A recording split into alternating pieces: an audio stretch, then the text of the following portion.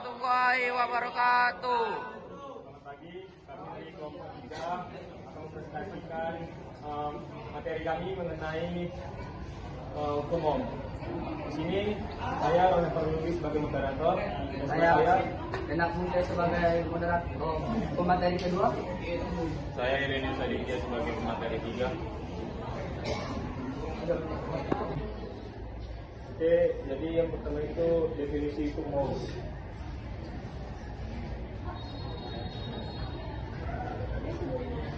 Hukum HOM adalah prinsip dasar yang menggambarkan hubungan antara arus listrik, tegangan, dan resistansi dalam suatu konduktor. Menariknya, hukum HOM dapat digunakan untuk memecahkan berbagai masalah dalam sirkuit. Oke, yang kedua itu ada sejarah hukum HOM. Sejarah hukum HOM. Hukum ini diberi nama sesuai dengan nama belakang pencetusnya, yaitu HOM. Disajikan pada sebuah jurnal di tahun 1877 berdasarkan hasil eksperimennya mengukur besar tekanan arus dan arus listrik di berbagai rangkaian. Besaran arus listrik yang mengalir juga tergantung dari hambatan yang diberikan pada pengantar bentuk tersebut. Arus listrik yang mengalir ke sebuah pengantar mempunyai satuan ampere. Untuk mendapatkan besaran ampere diukur menggunakan ampere meter. Ampere meter merupakan alat untuk mengukur arus listrik yang mengalir pada pengantar konduktor. Selain itu, ampere meter juga digunakan untuk mengatur pada arus dan dapat dipasang dengan rangkaian seri karena mempunyai hambatan yang sangat kecil. Sama halnya dengan hukum fisika lainnya, hukum HOM juga mempunyai bunyi, yaitu besarnya arus listrik yang mengalir pada penghantar berbanding lurus dengan beda potensialnya dan berbanding kembali dengan hambatannya. Jika suhu tetap stabil, maka arus listrik dan beda potensial akan berbanding lurus. Oke, selanjutnya ada rumus hukum HOM. Dalam matematika, rumus itu adalah kunci. Hukum HOM diwakili oleh persamaan sederhana, yaitu V sama dengan I kali R, di mana V itu tegangan, yang satuannya itu volt, V itu arus, yang satuannya itu ampere, dan R itu resistensi yang satuannya itu ohm. Samaan ini memungkinkan kita untuk menghitung dan memprediksi tegangan atau arus dalam satu rangkaian dengan membantu nilai yang diketahui. Oke, yang selanjutnya itu ada konsep arus listrik, tegangan, dan resistensi dalam hukum HOM. Yang pertama itu arus merupakan aliran rapat muatan listrik melalui sebuah konduktor. Yang kedua itu tegangan, mewakili potensial listrik atau perbedaan potensial antara dua titik dalam rangkaian yang diukur dalam satuan volt. Yang terakhir itu ada resistensi, menunjukkan sejauh mana konduktor dapat menghalangi aliran listrik, diukur dalam ohm. Oke, selanjutnya itu ada hubungan antara arus, tegangan, dan resistensi. Arus listrik yang mengalir melalui suatu konduktor dengan ampere, sedangkan tegangan listrik diukur dalam volt yang menyebabkan arus mengalir dalam sebuah rangkaian. Dan resistensi itu diukur dalam ohm untuk menghambat aliran arus dalam rangkaian.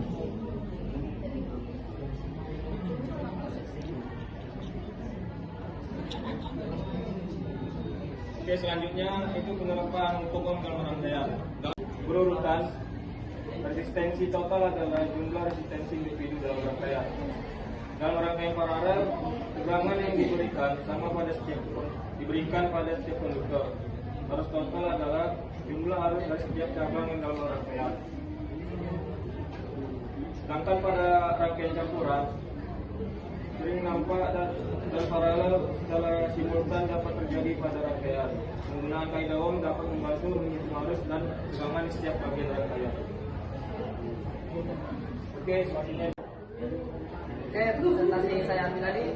Di sini kami punya contoh aplikasi untuk HOM di kehidupan sehari-hari. Untuk pertama itu kelistrikan bangunan. Hukum HOM digunakan dalam kelistrikan bangunan untuk menghitung resistansi kabel dan memastikan aliran listrik yang efisiensi.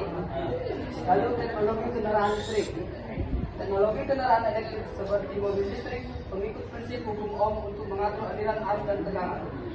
Kemudian alat elektronik. Setiap alat elektronik yang menggunakan listrik menggunakan hukum HOM untuk mengatur aliran arus dan tegangan dalam rangkaian mereka. Kemudian contoh soal mengenai hukum HOM. sebuah resistor memiliki hambatan sebesar 0,5 kilo yang dihubungkan dengan sebuah baterai. Ketika arus yang mengalir pada resistor sebesar 6 mikroampere, berapakah besar tegangan dari baterai tersebut? Sama dengan 500 ohm. Hingga sama dengan 6 mikroampere atau sama dengan 0,06 ampere. Yang misalnya itu adalah V atau volt dari baterai tersebut. Untuk jawabannya kita menggunakan rumus V sama dengan I kali R, mana itu berarti 0,006 dikali 500 atau sama dengan V nya dari 3 volt. Untuk soal kedua, kami mempunyai yaitu 3 buah hambatan disusun secara seri, masing-masing nilainya 4 ohm. Dan 4 ohm, 3 ohm, dan 5 ohm. Hambatan ini kemudian dipasang pada tegangan 120 volt. Hitunglah besaran tegangan pada hambatan 3 ohm. Diketahui pada soal ini yaitu R1 sama dengan 4 ohm, R2 3 ohm, R3 5 ohm, dan volt dan V-nya 120 volt. Yang ditanya itu adalah VR2.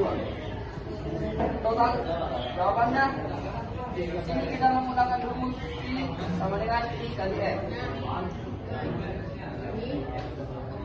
I sama dengan V total sama dengan 120/15 dengan 10 ampere.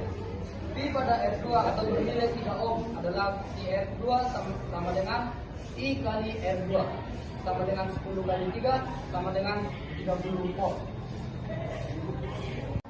Selanjutnya saya ambil alih ke penjelasan teknis regular. Hukum Ohm adalah prinsip dasar dalam dunia listrik yang menjelaskan hubungan antara arus, tegangan, dan resistensi. Kita bisa menerapkan hukum Ohm dalam kehidupan kita sehari-hari di bidang kelistrikan, bangunan, teknologi kendaraan listrik, dan juga alat-alat elektronik. Dengan pemahaman yang baik tentang hukum Ohm, kita dapat merancang, memprediksi, dan mengoptimalkan rangkaian listrik dengan lebih efisien. Baiklah, demikian presentasi kami dari kelompok 3. Untuk berikutnya, kami membuka sesi tanya jawab. Untuk teman-teman sekalian yang mau bertanya atau kurang paham dengan materi kami, bisa memberikan pertanyaan kepada kami. Baik, untuk pertanyaannya siapa yang mau bertanya? Baik, Rianda. Baik, perkenalkan nama saya Rianda Sabitra Lubis. Saya dari kelompok 9 ingin menanyakan kepada kelompok 3 yaitu bagaimana penerapan hukum Ohm dapat mempengaruhi desain dan kinerja baterai pada kendaraan listrik. Terima kasih. Lagi? Siapa lagi? Perkenalkan nama saya Saya ingin menanyakan kepada kelompok 3, menurut hukum Ohm, variabel apa yang mengaruhi besarnya arus listrik? Perkenalkan, nama saya Takwa Padang, ingin menanyakan apakah hukum Ohm berlaku untuk semua material? Terima kasih. Baik, untuk sesi pertama kita tutup dulu. Saya akan menjawab pertanyaan dari saudara Rianda. Untuk pertanyaannya itu bagaimana penerapan hukum Ohm dapat mempengaruhi desain kinerja baterai pada kendaraan listrik, bukan? Oke. Penerapan hukum Ohm dapat memiliki pengaruh signifikan pada desain dan kinerja baterai pada kendaraan listrik. Berikut ini beberapa penjelasan mengenai hal tersebut. Untuk pertama, kapasitas baterai hukum Ohm menyatakan bahwa arus listrik atau I yang mengalir pada suatu rangkaian berbanding dengan beda potensial atau tegangan atau V yang diterapkan pada rangkaian tersebut, dan sebaliknya resistansi R rangkaian juga mempengaruhi arus listrik. Dalam desain baterai kendaraan listrik, pemahaman tentang hukum Ohm memungkinkan insinyur untuk merancang baterai dengan mengoptimalkan resistansi internal agar output yang dihasilkan lebih efisiensi dari kapasitas baterai besar. Untuk kedua itu efisiensi konversi energi. Hukum Ohm juga berperan dalam efisiensi konversi energi dalam baterai kendaraan listrik. Selama pengisian dan pengosongan baterai, terdapat resistansi internal yang dapat menyebabkan kerugian energi dalam bentuk panas. Dengan memahami hukum Ohm dapat mengelola resistansi internal dengan baik, desain baterai dapat dioptimalkan untuk mengurangi kerugian energi, meningkatkan efisiensi konversi energi, dan memperpanjang jangkauan kendaraan listrik. Bentuk ketiga itu keselamatan. Hukum Ohm juga memengaruhi aspek keselamatan dalam desain baterai kendaraan listrik. Resistansi internal yang tinggi dapat menyebabkan peningkatan suhu dan potensi risiko kebakaran atau kerusakan sel baterai. Dalam desain baterai, hukum Ohm membantu mengontrol arus dan tegangan agar tetap dalam batas aman dan menghindari kondisi yang dapat merusak atau membahayakan baterai. Untuk keempat itu manajemen baterai. Hukum Ohm menjadi landasan dalam pengembangan sistem manajemen baterai atau BMS yang penting untuk melacak, mengawasi, dan mengoptimalkan kinerja baterai pada kendaraan listrik. BMS menggunakan prinsip hukum Ohm untuk membantu resistansi internal baterai, memprediksi usia dan kapasitas baterai, serta menjaga keseimbangan distribusi energi di antara sel-sel baterai dalam rangkaian. Dalam keseluruhan, pengetahuan tentang hukum Ohm memungkinkan para insinyur dan peneliti kendaraan listrik untuk merancang baterai yang lebih efisiensi, aman, dan mampu memenuhi kebutuhan kinerja kendaraan listrik yang semakin meningkat. Demikian jawaban dari kami. Apakah itu cukup jelas untuk saudara?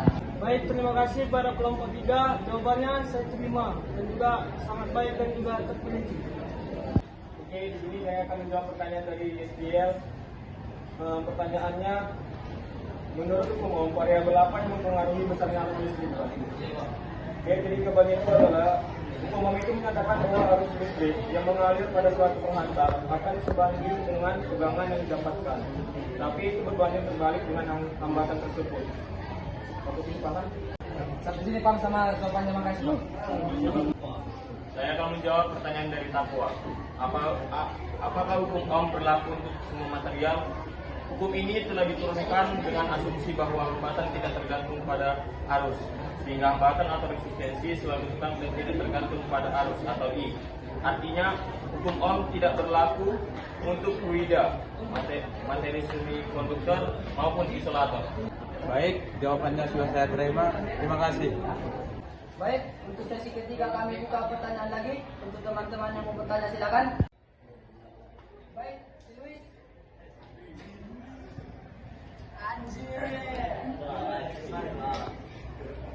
Baik, perkenalkan nama saya Luis Zevanya. Saya akan bertanya kepada kelompok 3. Tadi disebutkan bahwa bahan semikonduktor tidak termasuk ke dalam penerapan hukum Ohm. Pertanyaannya adalah, mengapa bahan semikonduktor tersebut tidak termasuk dalam prinsip dan penerapan terhadap hukum Ohm? Terima kasih. Baik, saya akan menjawab pertanyaan dari Luis, yaitu mengapa bahan semikonduktor tidak mengikuti prinsip yang terdapat dalam hukum Ohm, bukan?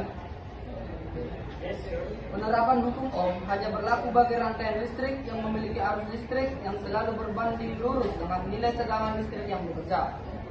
Sebaliknya, bahan semikonduktor tidak selalu memiliki kuat arus listrik yang berada dalam fungsi linear terhadap tegangan listrik yang berlaku. Arus listrik yang mengalir melalui bahan semikonduktor mengalami fungsi linear, fungsi kuadrat atau fungsi kubik terhadap nilai tegangan. Tegangan listrik yang bekerja sehingga pada bahan semikonduktor berlaku efek Hall yang menentukan kerapatan arus listrik yang dinyatakan dalam muatan persatuan volume, bukan hukum Ohm yang berlaku. Demikian penjelasan saya. Apakah paham? Baik, terima kasih atas penjelasannya. Saya terima jawabannya. Oke, sekian presentasi kelompok kami. Ada kurang lebihnya, kami dalam presentasi ini mohon maaf. Kami akan wabillahi taufiq. Assalamualaikum warahmatullahi wabarakatuh. Waalaikumsalam warahmatullahi wabarakatuh. Tepuk tangan,